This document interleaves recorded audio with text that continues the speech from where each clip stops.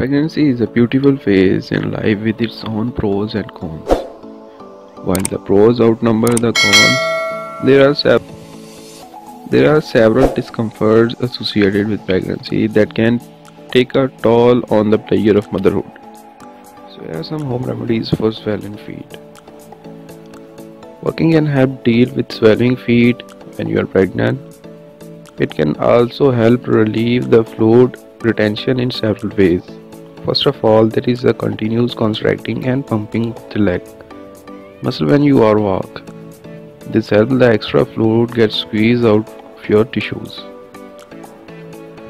As an added bonus, regular walking ensures you are strong and have lots of endurance when it is time for delivery. Walking is a safe activity to continue throughout all 9 months of pregnancy. Start with the slow walk and gradually increase your pace as well as duration from 20 to 60 minutes. Elevate your feet. Keeping your feet elevated can also help deal with swelling. It helps maintain proper blood circulation, prevents the pooling of fluids in the feet, and facilitate elimination of waste products. Prop your feet up on cushions or pillows when you sleep. If you're sitting, use an ottoman or stool and put your feet on it. At the same time, avoid standing for long periods of time and stay off your feet when you can.